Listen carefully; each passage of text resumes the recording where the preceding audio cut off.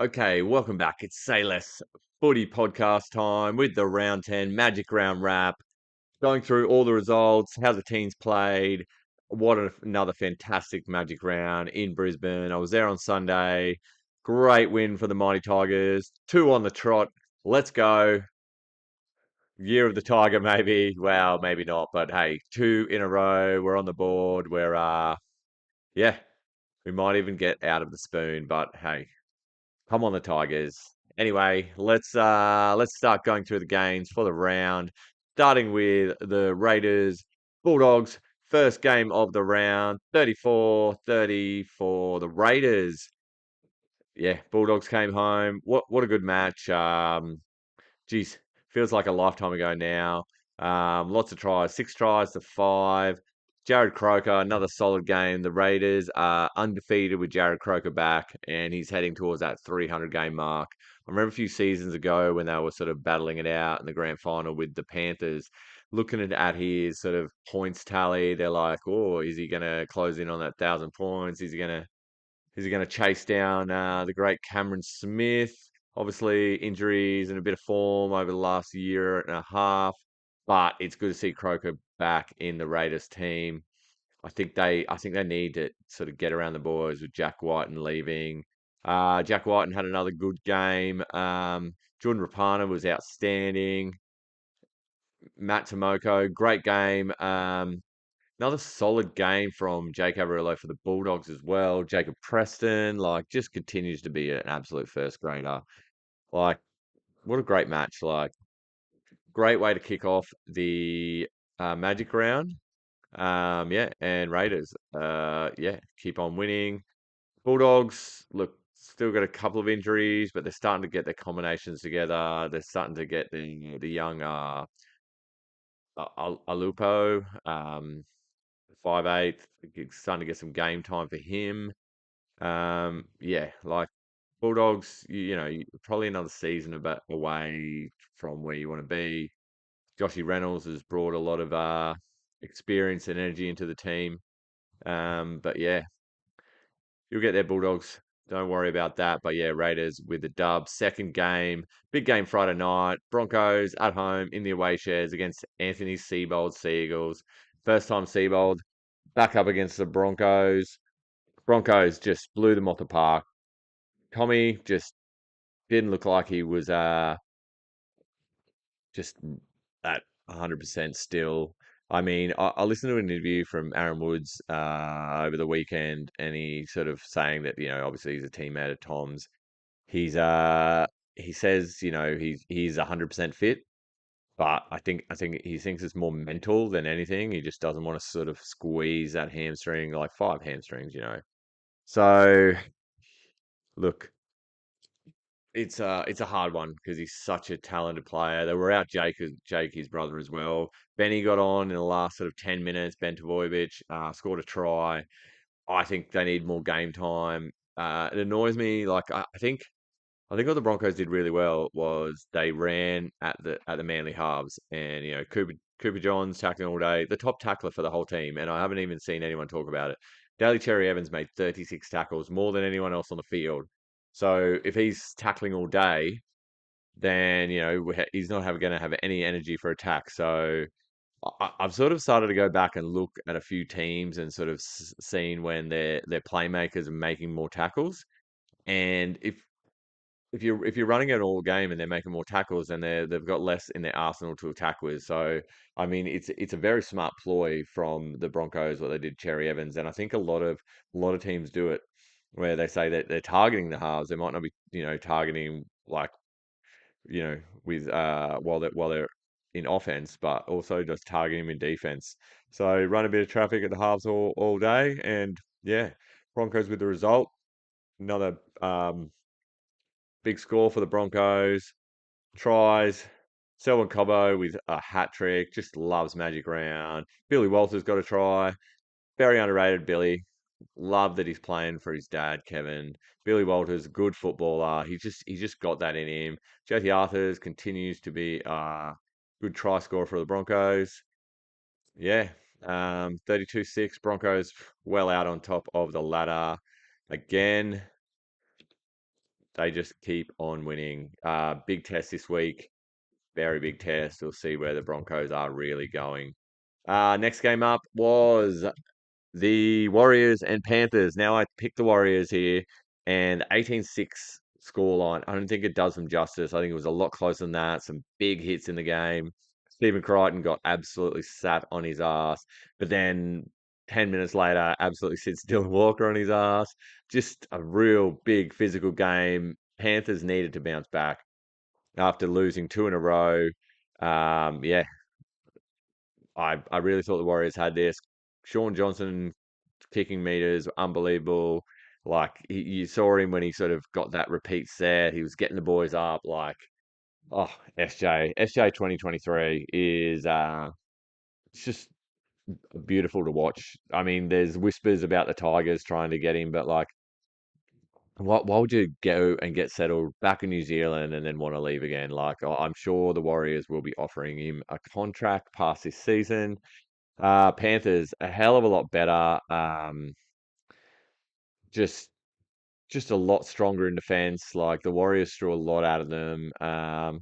Cleary was good without being like amazing. Dylan Edwards solid as always. Brian To'o's probably best game for the season. Spencer Leniu with that the try to sort of seal it for the Panthers at the end of the game. Like Spencer Leniu, it's going to be a big loss for Panthers next year. He's a great player. They also had back James Fisher Harris, one of the best front rowers in the comp. Like getting him back, huge.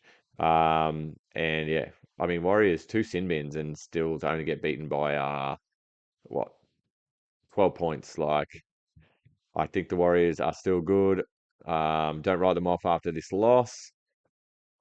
Warriors 2023 is a whole different machine. Andrew Webster's doing wonders. Continuing on, Battle of the Fish, Sharks versus Dolphins. Now I did tip the Dolphins. I just felt like Wayne Bennett knows every single blade of grass on that Suncorp Stadium or Lang Park as he calls it, whatever. He's coached, played. He just knows it like the back of his hand. Balance Tavare, huge debut. Like, just they lose people to suspension, to injury. Jesse Bromwich was out. Ray Stone was out.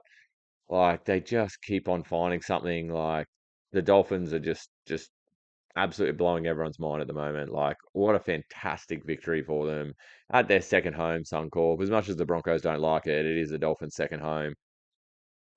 The Sharks, well, I mean, I don't really know what to say there. Like they played absolutely beautiful football. Nico was very quiet.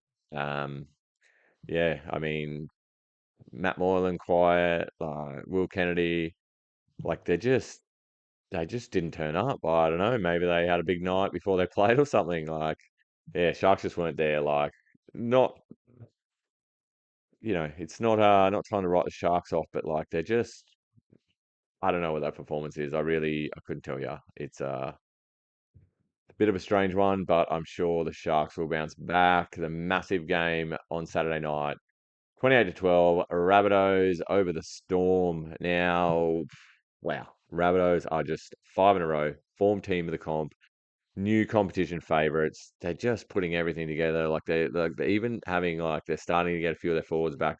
Tavita Totola is probably the big difference in the Rabbitohs' continuing success. Like Latrell Cody, of course, Damien Cook's having a great year. They just kept Melbourne so quiet, like nothing special from Grant, Munster, Hughes. Nick Meaney was good without being great.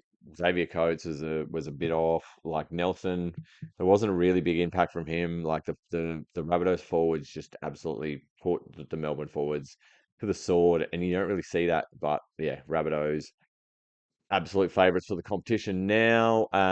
Yeah, and up against the Tigers this week coming. So, ooh, two form teams of the comp, by the way. Going on to that, the West Tigers and the Dragons. First game on Sunday, the Tigers held on for a gritty win, 18 to 16. Oh, two in a row. Here we go. It's taken a while. There's a lot of new faces in that Tigers team, whether they're young fellas coming up. Obviously, Tupou only played a couple of games. Like Buller's in there now. Brandon Wakeham coming through. Um, the forwards. Obviously, Bateman was pulled out late, but like Clemmer, Parley, and obviously Appy.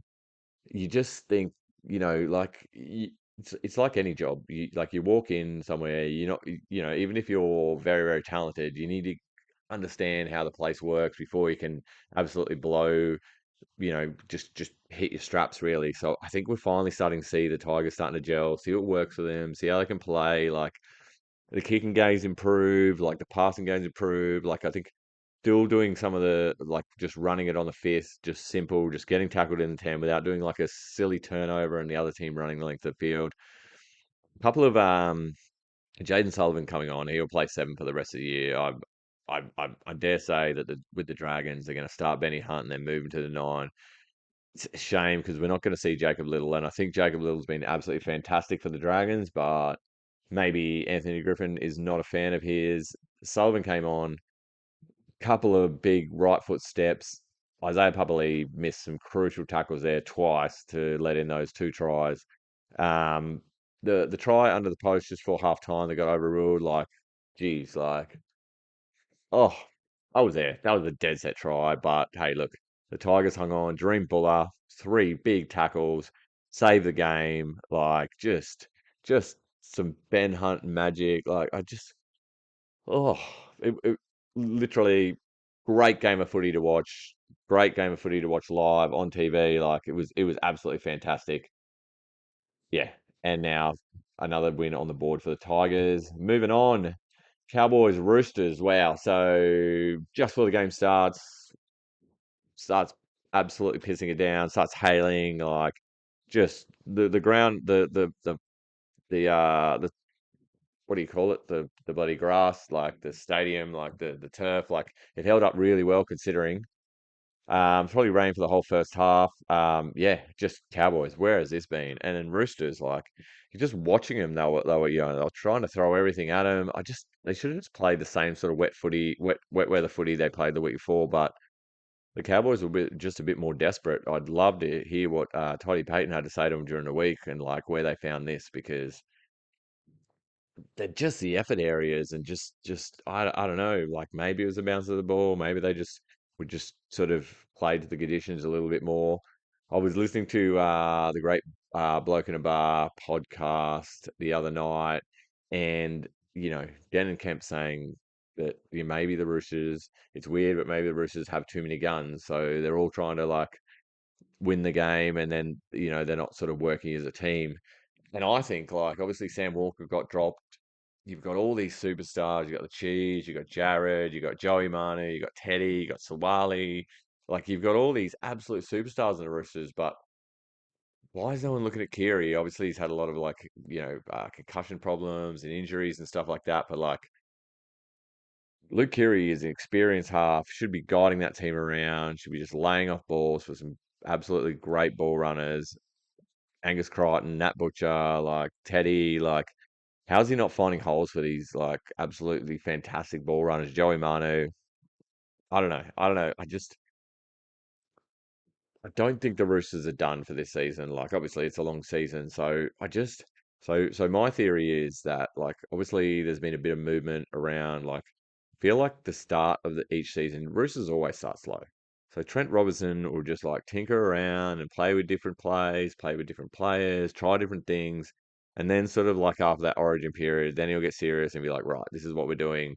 Like you know, so I made a call at the start of the year, well, after round six, my first podcast, where I said the Roosters should win the grand final. Like they're not looking good at the moment, but I feel like Trent Robertson is sort of playing around with sort of stuff to see what works and what doesn't work. So don't discount the Roosters just yet. It's good to see the Cowboys find some confidence from their victory. Let's see if they can carry it on to next week.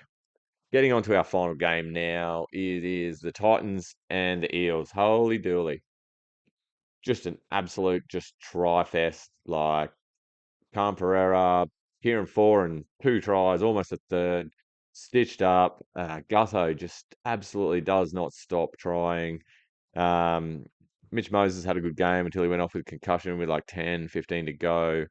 Um, and yeah, just it's going to be really hard with him He's out for this week coming. Obviously, Jacob Arthur's going to come in, but like that's going to be a huge loss.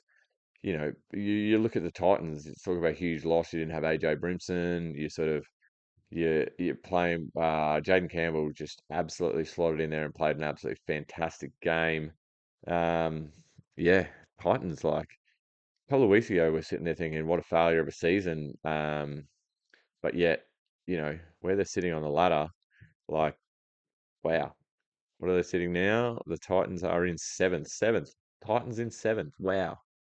Unbelievable. Yeah, Eels, they need to start winning. Like they're all the way down to 13th. They're literally 2 points ahead of the Tigers, who've had an absolute disastrous start to the season. So, oh, it's only going to get worse here for the Eels. I think I said at the start of the season they might miss the finals, and they're really looking like it. So, yeah, another massive round of footy. Absolutely fantastic. Like, just the NRL is just absolutely killing it this year. Uh, that's pretty much a breakdown of Magic Round. Definitely should stay in Brisbane. Like it's absolutely perfect. It's good for the economy. Caxton Street, like it just everything works so well, and the infrastructure is only going to get better over the next 9 years as we lead up to the Olympics. So yeah, keep Magic Round in Brisbane. That's all for my round for Magic Round. Thanks for making it to the end. I'll be back very soon with my tips for the round. Say less. Peace out.